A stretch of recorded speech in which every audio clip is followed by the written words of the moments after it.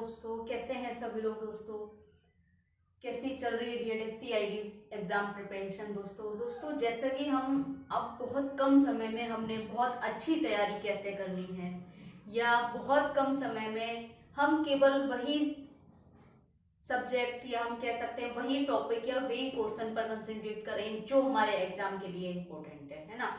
तो दोस्तों बहुत कम समय में कम पढ़ाई के साथ या सटीक या संक्षिप्त पढ़ाई के साथ हम कहें कि अब आने वाला टाइम जो है कि आज डेट के अकॉर्डिंग अगर देखें तो हमारे पास केवल 20 डेज बचे हैं एग्जाम के लिए, है ना। तो 20 डेज के अंदर अंदर हमने क्या है सभी पेपरों की कैसे एक्सपर्ट तरीके से रिवीजन कह सकते हैं या प्रिपरेशन कह सकते हैं कैसे करनी है।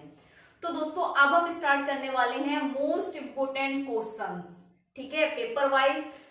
तो आज का जो हमारा क्लास रहेगा पेपर फर्स्ट से रिलेटेड जितने भी मोस्ट इंपोर्टेंट क्वेश्चंस हैं जो एग्जाम में पूछे जाते हैं या जिन प्रकार से प्रश्न बनते हैं आपके टॉपिक्स के रिलेटेड, ठीक है ना, किस प्रकार के प्रश्न आपसे अत्यधिक पूछे जाते हैं और किस प्रकार के प्रश्न आपको परीक्षा प्रश्न पत्र में देखने को मिलेंगे, तो उन प्रश्नों पर आज हम बात करने वाले हैं। दोस्तों ऐसा नहीं है ये प्रश्न केवल आपको रिविजन के लिए कराए जा रहे हैं, ये आज के जो कुछ मोस्ट इंपोर्टेंट क्वेश्चंस हैं दोस्तों, ये प्रश्न ऐसे हैं कि आपके सिलेबस के अकॉर्डिंग एक एक यूनिट को ध्यान में रखकर बनाया गया है कि क्योंकि एग्जाम कहीं से भी कुछ भी पूछ सकता है आपके पेपर में से, है ना। तो पेपर फर्स्ट के कौन कौन से रिलेटेड क्वेश्चंस रहेंगे, ठीक है। पहले हम अति लघु प्रश्न पर बात करेंगे, उसके बाद लघु उत्तरीय प्रश्नों पर बात करेंगे, उसके बाद दीर्घ उत्तरीय प्रश्नों पर बात करेंगे, ठीक है ना दोस्तों। पेपर फर्स्ट के मोस्ट इंपोर्टेंट क्वेश्चंस पर बात करने वाले हैं। सबसे पहले हम बात कर लेते हैं अति लघु प्रश्नों पर, जो कि 2 नंबर के लिए मोस्ट इंपोर्टेंट है। 2 नंबर के लिए पूछे जाते हैं और 5 प्रश्न होते हैं, तो 10 नंबर के लिए महत्वपूर्ण है आज का क्लास, ठीक है ना। मोस्ट इंपोर्टेंट क्वेश्चंस लेकर आए हैं। तो क्वेश्चन हमारे 1 से लेकर 20 प्रश्न है और इन प्रश्नों में आप अगर मान लीजिए इसमें से 2 क्वेश्चन भी आपके आ जाते हैं तो 4 नंबर पक्के हैं, लेकिन मान के आप ये रखिए एवरेज ये लगाइए कि 20 प्रश्नों में से कम आपको 3 प्रश्न कोई भी देखने को मिल जाएंगे। इतने मोस्ट इंपोर्टेंट क्वेश्चंस हैं आज की क्लास के, ठीक है। चलिए स्टार्ट करते हैं दोस्तों। फिर सबसे पहला क्वेश्चन है आज का, बौद्धिक अक्षम लोगों के लिए प्रथम संस्थान किस वर्ष में स्थापित किया गया। यानी कि मानसिक मंद लोगों के लिए प्रथम संस्थान किस वर्ष में स्थापित किया गया। अब ये क्वेश्चन आपका जैसे कि इंट्रोडक्शन टू डिसेबिलिटी हमारे पेपर फर्स्ट का नाम है, तो उसमें आप यूनिट फर्स्ट उठा के देखेंगे तो history of special education, history of disability, वही सारी चीजें हैं। हिस्टोरिकल पूरा पेपर इस पे बेस्ड है। यूनिट फर्स्ट अगर आप देखेंगे उठा के, है ना। यूनिट सेकंड में आपसे पूछा गया है डिसेबिलिटीज के बारे में, थर्ड में आइडेंटिफिकेशन इंटरवेंशन के बारे में पूछा गया है, ठीक है ना। तो दोस्तों अगर हम बात करें तो इसमें मतलब इंट्रोडक्शन टू डिसेबिलिटी वाले पेपर से कुछ हिस्ट्री से भी रिलेटेड आपके क्वेश्चन आएंगे, ठीक है। तो ये एक हिस्ट्री से रिलेटेड आपका प्रश्न है कि बौद्धिक अक्षम लोगों के लिए प्रथम संस्थान किस वर्ष में स्थापित किया गया। तो वो वर्ष था दोस्तों 1984, ठीक है, 1984। दूसरा क्वेश्चन है नेशनल ट्रस्ट एक्ट यानी कि राष्ट्रीय न्यास अधिनियम के अंतर्गत कौन कौन सी विकलांगताएं आती हैं। तो दोस्तों हमें केवल उन विकलांगताओं के नाम बताने हैं जो केवल राष्ट्रीय न्यास के अंतर्गत आती है। राष्ट्रीय न्यास के अंतर्गत जिन विकलांगताओं की बात की गई है, तो कौन कौन सी विकलांगताओं पर बात की गई है। एक तो आपका ऑटिज्म है, ठीक है, दूसरा आपका सीपी हो गया, तीसरा आपका एमडी हो गया, चौथा आपका आईडी हो गया।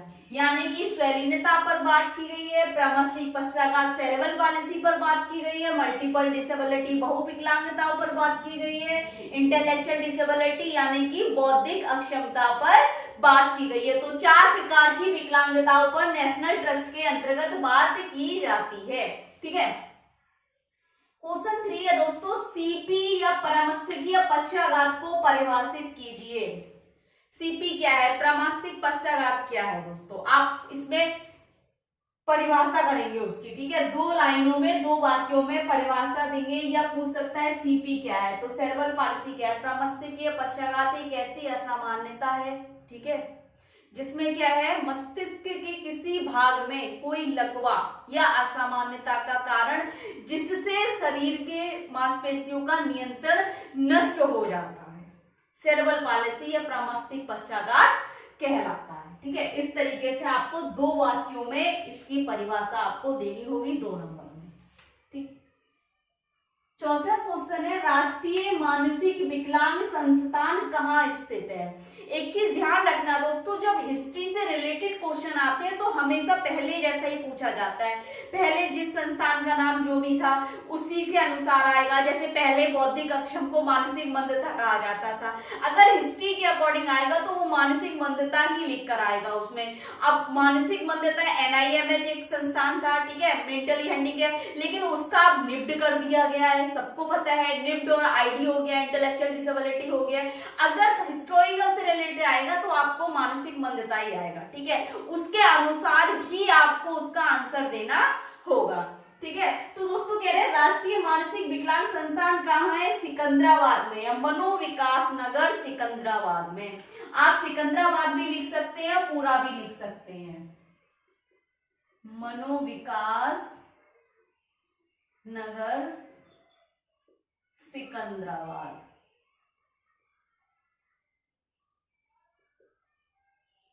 ठीक है। इस संस्थान को NIMH के नाम से जाना जाता था और अब इसे निप्ड कर दिया गया है, ठीक है, PID। क्वेश्चन नंबर 5 देखिए दोस्तों, विशेष शिक्षा वातावरण में कौन सी शिक्षा दी जा सकती है।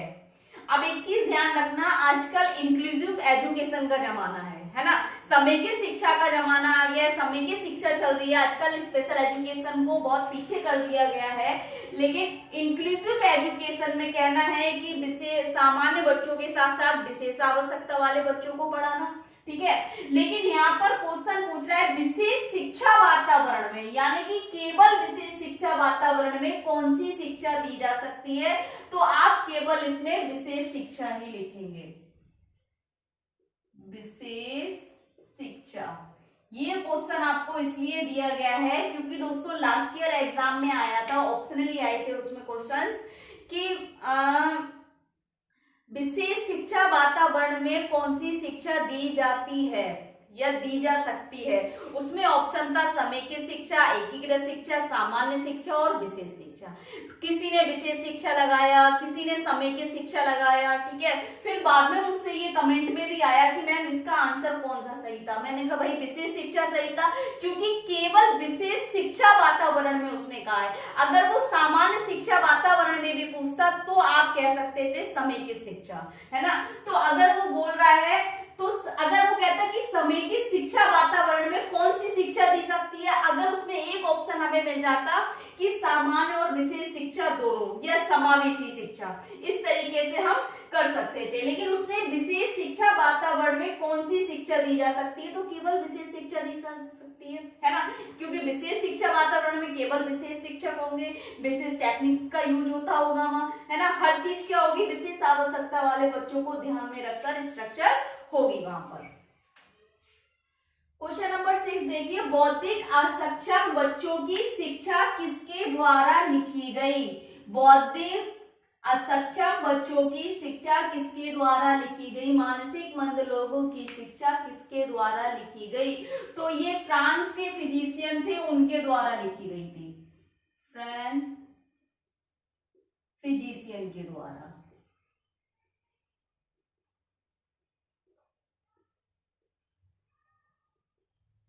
ठीक है, फ्रेंच फिजिशियन के द्वारा। क्वेश्चन नंबर 7 देखिए दोस्तों, जल शीर्ष किस अक्षमता का प्रकार है। पहले तो जल शीर्ष क्या है, जल शीर्ष हाइड्रोसेफेलस, जिसमें क्या हो जाता है, हमारे मस्तिष्क में बहुत सारा सेरेब्रल स्पाइनल फ्लूइड इकट्ठा हो जाता है और अधिक मात्रा में बढ़ जाता है, जिसके कारण व्यक्ति के सिर का आकार बड़ा हो जाता है और उसके दबाव के कारण बच्चे का या व्यक्ति का दिमाग है वो क्या हो जाता है, मानसिक रूप से मंद हो जाता है, ठीक है, और वह व्यक्ति मानसिक रूप से ग्रसित हो जाता है, मानसिक असक्षम हो जाता है, बौद्धिक असक्षम हो जाता है। और ये प्रकार क्या है, एक चिकित्सीय लक्षण के अनुसार है। जैसे कि हमने मानसिक मंदता का जो वर्गीकरण किया है मनोवैज्ञानिक आधार पर, चिकित्सीय लक्षणों के आधार पर, है ना, तो उसमें क्या है दोस्तों, जो चिकित्सीय लक्षणों के आधार पर किया है, शैक्षणिक वर्गीकरण, चिकित्सीय वर्गीकरण, मनोवैज्ञानिक वर्गीकरण, ये 3 वर्गीकरण है ना। तो चिकित्सीय वर्गीकरण में हाइड्रोसेफेलिस है, ठीक है, एक माइक्रोसेफेलिस, हाइड्रोसेफेलिस, क्रेटिनिज्म, डाउन सिंड्रोम, ये सारी चीजें हैं। तो ये इसका कारण भी क्या है, तो किस अक्षमता का प्रकार है, ये बौद्धिक अक्षमता का प्रकार, बौद्धिक अक्षमता का प्रकार। ठीक, क्वेश्चन नंबर 8 देखिए, मंगोलवाद किसे कहा जाता था? मंगोलवाद किसे कहा जाता था दोस्तों? मंगोलवाद डाउन सिंड्रोम बच्चों को कहा जाता था, ठीक है। और डाउन सिंड्रोम बच्चों को किस नाम से जाना जाता था, ये भी आ सकता है आपको, तो मंगोलवाद के नाम से जाना जा सकता था। क्वेश्चन घुमा के भी पूछ सकते हैं, मंगोलवाद किसे कहा जाता था? डाउन सिंड्रोम को, डाउन सिंड्रोम को, डाउन सिंड्रोम को किस नाम से जाना जाता था? मंगोलवाद के नाम से। डाउन सिंड्रोम का दूसरा नाम क्या है, तो आप इसमें क्या 21वीं गुणसूत्री ट्राइसोमी भी कह सकते हैं इसको, ठीक है ना, इस नाम से भी इसको जानते हैं। क्वेश्चन नंबर 9 देखिए दोस्तों, सीपी या प्रमस्थितीय पश्चाघात को कितने भागों में बांटा गया है? सीपी का वर्गीकरण जो किया गया है, 3 भागों में वर्गीकरण किया गया है सीपी का दोस्तों, ठीक है। एक तो है आपका प्रभावित अंगों के अनुसार, प्रभावित अंगों के अनुसार, तीव्रता के अनुसार, तीव्रता के अनुसार, और चिकित्सीय लक्षणों के अनुसार, ठीक है। यहाँ पर हमारा प्रभावित अंगों के अनुसार हेमोफीलिया, मेनोप्लीजिया और डायप्लीजिया, ठीक है, ये आ जाएंगे, क्वाड्रिप्लीजिया, पैराप्लीजिया, ठीक है। तीव्रता के अनुसार माइल्ड, मॉडरेट, सीवियर, प्रोफाउंड था, ठीक है। चिकित्सीय लक्षणों के अनुसार अटैक्सिया, स्पास्टिसिटी, एथेटोइड और मिक्स्ड सीपी। इस प्रकार से इनके प्रकारों के बारे में वर्गीकृत किया गया है। सीपी के प्रकारों को 3 भागों में वर्गीकृत किया गया है, प्रभावित अंगों के अनुसार hemophilia, monoplegia, diplegia, quadriplegia, paraplegia, mild, moderate, severe, profound. चिकित्सीय लक्षणों में आ जाएगा आपका ataxia, athetoid, mix, spasticity, CP, ये सारी चीजें आ जाएंगी, ठीक है ना। फिर है आपका बौद्धिक, क्वेश्चन नंबर 10 देखिए, बौद्धिक अक्षमता को कितने भागों में वर्गीकृत किया गया है? तो मनोवैज्ञानिक के अनुसार किया गया है, और शैक्षणिक वर्गीकरण, मनोवैज्ञानिक वर्गीकरण और चिकित्सीय वर्गीकरण। पहला हो जाएगा मनोवैज्ञानिक, जिसमें माइल्ड, मॉडरेट, सीवियर, प्रोफाउंड। शैक्षणिक, शैक्षणिक में हमारा था शैक्षणिक, प्रशैक्षणिक और कस्टोडियल, यानी कि educable mental retardation, trainable mental retardation और कस्टोडियल, ठीक है। तीसरा था इसमें हमारा चिकित्सीय। चिकित्सीय में हमने जो प्रकार थे, जिसमें हमारा क्रेटिनिज्म था, हाइड्रोसेफेलिस, माइक्रोसेफेलिस, ठीक है, ये सारी चीजें, और डाउन सिंड्रोम आ जाएगा इसके अकॉर्डिंग। डाउन सिंड्रोम चिकित्सीय लक्षणों के अनुसार भी है, ठीक है, ध्यान रखना, क्योंकि यहाँ पर ये जल सीड्स पूछा गया है, डाउन सिंड्रोम को भी पूछ सकते हैं। डाउन सिंड्रोम किस अक्षमता का प्रकार है, तो पता होना चाहिए बौद्धिक अक्षमता का प्रकार है, ठीक दोस्तों।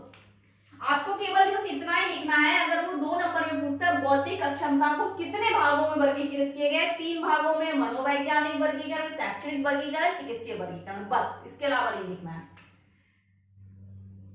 क्वेश्चन नंबर 11 देखिए दोस्तों, विकासात्मक दिव्यांगता किसे कहा जाता है? तो विकासात्मक दिव्यांगता स्वलीनता को कहा जाता है, स्वलीनता, ठीक है। क्वेश्चन नंबर 12 देखिए, स्वलीनता के प्रकार लिखिए, यानी कि ऑटिज्म के प्रकार। ऑटिज्म के कौन कौन से प्रकार है दोस्तों? एक तो है आपका EIA, अर्ली इन्फेंटाइल ऑटिज्म। दूसरा है AS, एक्सपर्जर सिंड्रोम, ठीक है। उसके बाद आता है PDD, pervasive developmental disorder not otherwise specified, ठीक है, ये इस तरीके से आता है, लिखे NOS, ठीक है, नॉट अदरवाइज स्पेसिफाइड, ठीक है, एक प्रकार ये हो गया। फिर आपका रेड डिसऑर्डर इसमें ही आ जाता है, ठीक है, रेड डिसऑर्डर, ठीक है, उसके बाद आपका हेलर सिंड्रोम भी आ जाएगा, हेलर सिंड्रोम, HS, हेलर सिंड्रोम को चाइल्डहुड डिसइंटीग्रेटिव भी कहा जाता है, ध्यान रखना, ठीक है।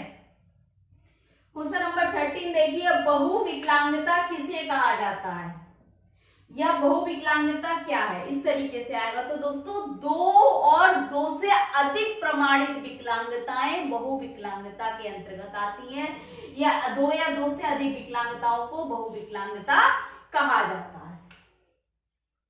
2 या 2 से अधिक, 2 या 2 से अधिक प्रमाणित विकलांगता है, प्रमाणित विकलांगता बहुविकलांगता है, ठीक है। क्वेश्चन नंबर 14 देखिए, मांसपेशियों में लगातार और धीरे धीरे बढ़ती हुई कमजोरी किसके लक्षण है? मांसपेशियों में लगातार और धीरे धीरे बढ़ती हुई कमजोरी किसके अंतर्गत आता है? मांसपेशीय क्षरण के लक्षण है ये, मस्कुलर डेस्ट्रोफी, मांसपेशीय क्षरण, और ये जन्मजात नहीं होती, जन्म के 5 साल बाद ये देखने को मिलते हैं इसके लक्षण। क्वेश्चन नंबर 15 देखिए दोस्तों, बौद्धिक अक्षमता की 2 विशेषताएं लिखिए, कोई भी लिख दीजिए, सीखने में धीमापन आप कह सकते हैं, ठीक है, औसत बुद्धि लब्धि, सीखने में धीमापन और औसत बुद्धि लब्धि, औसत बुद्धि लब्धि। 16 देखिए दोस्तों, गामक अक्षमता के प्रकार लिखिए, गामक अक्षमता के प्रकार कौन कौन से हमारे? CP हो गया, स्पाइना बाइफिडा हो गया, ठीक है, MS हो गया, मस्कुलर डेस्ट्रोफी हो गया आपका, ठीक, CP, spina bifida, muscular dystrophy, और हम बोल सकते हैं यहाँ पर हमारा एक और हो सकता है मल्टीपल स्क्लेरोसिस, ठीक है, बहुविध ऊतक दर्णन, मल्टीपल स्क्लेरोसिस MS भी हो जाएगा, ठीक है, और इसके अलावा हिंदी में लिखते हैं, ठीक, प्रमस्तिष्कीय पश्चाघात, ठीक है, द्विशाखी रीढ़ यानी कि स्पाइना बाइफिडा, मांसपेशीय क्षरण, ठीक है, पोलियो, ये भी इसी के अंदर आ जाएगा, प्रमस्तिष्क पश्चाघात, द्विशाखी रीढ़, मांसपेशीय क्षरण, पोलियो हो गया, ठीक है। केवल इसके नाम लिखने हैं आपने, गामक अक्षमता के प्रकार जो है उनके केवल नाम लिखने हैं आपने, ठीक। 17 देखिए, शीघ्र हस्तक्षेप के प्रतिदर्श के प्रकार लिखिए, अर्ली इंटरवेंशन के मॉडल्स जो हैं कौन कौन से हैं? तो एक तो हमारा गृह आधारित है और एक है केंद्र आधारित, गृह आधारित आधारित, ठीक है, और दूसरा है हमारा केंद्र आधारित, केंद्र आधारित प्रतिदर्श, ठीक। 18 देखिए, बहुविकलांगता के प्रकार लिखिए।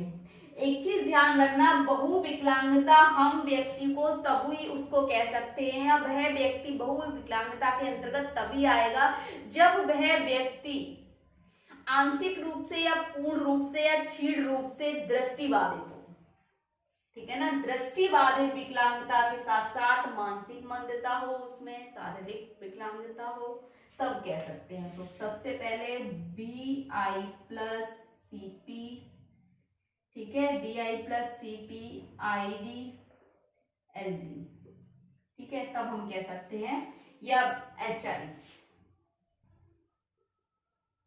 हम कह सकते हैं, BI जरूर होगा, चाहे वो बहुत कम दृष्टि दोष हो, अल्प दृष्टि दोष हो, आंशिक दृष्टि दोष हो, ठीक है ना, लो विजन हो उसमें, लेकिन बीआई जरूर होगा, तब हम उसको दृष्टि बहुविकलांगता के अंतर्गत ला सकते हैं। तो आप B I plus I D कह सकते हैं, H I plus I D, H I plus B I कह सकते हैं, I D plus B I कह सकते हैं। इस तरीके से आप इसके प्रकार बता सकते हैं। क्वेश्चन नंबर 19 देखिए, वह बच्चा जिसकी मानसिक आयु कालानुक्रमिक आयु से कम हो, यानी कि मानसिक आयु जो है वास्तविक आयु कह सकते हैं, क्रोनोलॉजिकल एज कह सकते हैं, कम हो, तो वह बच्चा क्या कहलाएगा? बौद्धिक असक्षम। बौद्धिक असक्षम। ठीक। नेक्स्ट है दोस्तों, लिखने संबंधी विकार को किस नाम से जाना जाता है? तो ये अधिगम अक्षमता का एक प्रकार है। लिखने संबंधी विकार को डिस्ग्राफिया कहा जाता है, डिस्ग्राफिया। ठीक है, पढ़ने संबंधी डिसलैक्सिया, गणना संबंधी डिस्कैलकुलिया, ठीक है, भूले संबंधी डिस्मॉर्फिया, तनाव डिस्प्रैक्सिया हो गया आपका, डिस्मॉर्फिया हो गया। ठीक है, और अगर हम बात करें डिसलैक्सिया, डिस्कैलकुलिया गणना संबंधी हो गया। ठीक है, अफेजिया आपका भाषा संबंधी हो गया।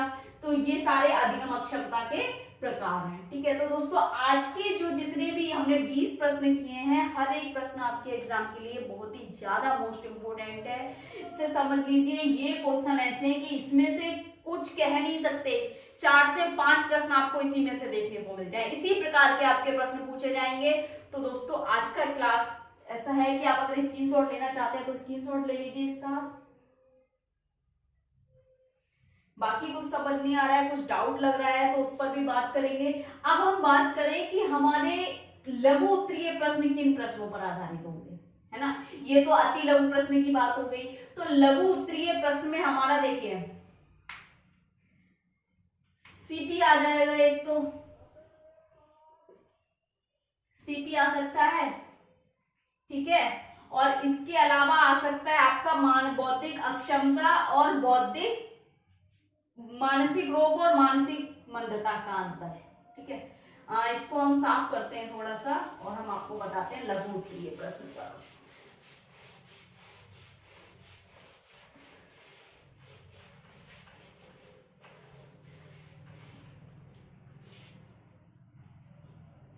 लघु उत्तरीय प्रश्न, ठीक है, पेपर फर्स्ट में देखिए, एक तो आ जाएगा आपका विकलांगता से रिलेटेड,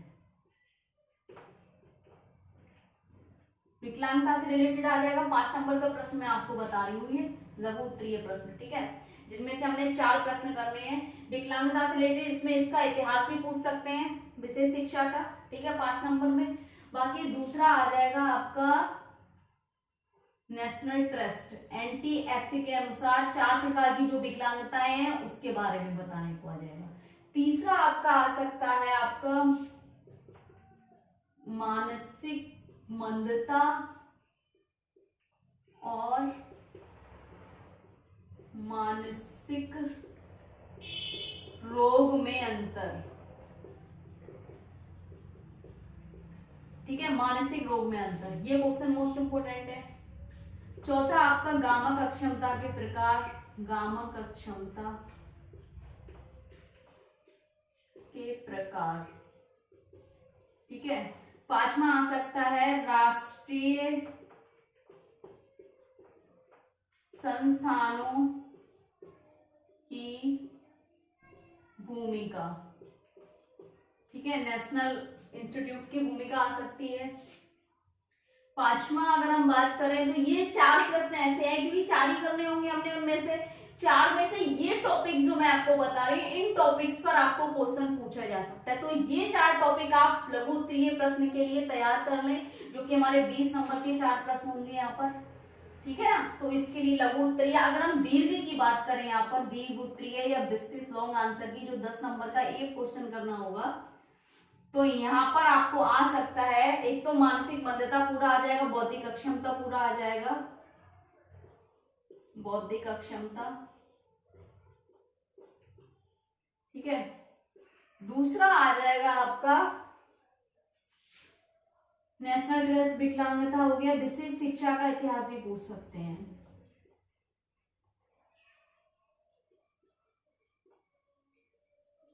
इतिहास। ठीक है, ये 2 क्वेश्चन आपके, 2 टॉपिक आप तैयार कर लीजिए 10 नंबर के लिए, 2 क्वेश्चन आपको पूछे जा सकते हैं। ठीक है, और ये आप ऐसे समझ लीजिए 80% चांसेस हैं इन टॉपिक्स के। 80% का मतलब आप समझते हैं अचीवमेंट, 80% के चांसेस हैं जो टॉपिक्स मैं आपको बता रही हूँ, लघु उत्तरीय ये, दीर्घ उत्तरीय ये। ठीक है, और बाकी का तो मैं करा रही हूँ 2 नंबर वाले जो प्रश्न है, और कुछ समझ नहीं आ रहा है, कुछ डाउट लग रहा है तो कमेंट बॉक्स में जाके कमेंट करें, ज्यादा से ज्यादा वीडियो लाइक करें, चैनल को सब्सक्राइब कर दें, बेल आइकन को प्रेस कर दें ताकि नेक्स्ट आने वाली क्लास आप तक पहुंचती रहे दोस्तों। Thank you so much.